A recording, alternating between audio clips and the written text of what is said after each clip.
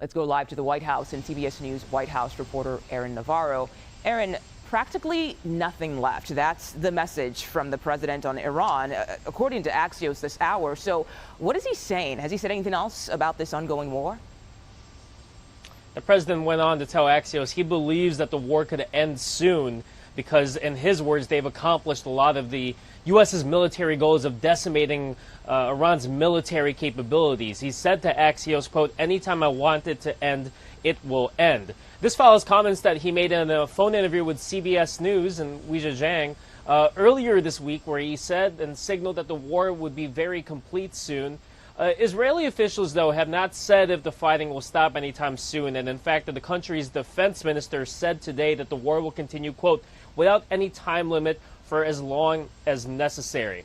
The president and the White House, at least from the press secretary yesterday, have signaled throughout this week that they do believe that the U.S. is ahead of schedule of that initial 4 to 6 week timeline that they gave this operation since it began on the last day of February. But you're seeing more and more comments from President Trump signaling that the end could be sooner than that.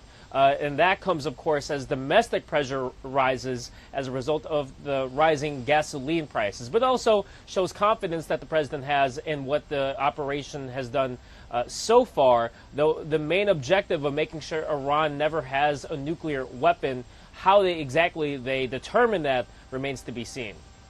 And as we said earlier, we know the president is traveling today. He's heading to Kentucky, I believe also Ohio. What can we expect from his remarks today? He's expected to talk about his work in lowering pharmaceutical prices. He'll be visiting the Thermo Fisher Scientific facility. That's a company that has announced it'll invest $2 billion more in U.S. manufacturing. That's something that the Trump administration in the second term has repeatedly called for. He'll also deliver remarks in a more rally-like setting. He'll be joined by a congressional candidate, Ed Galrain, who is challenging Republican Congressman Thomas Massie of Kentucky. He has been a big adversary from the GOP for President Trump on Capitol Hill.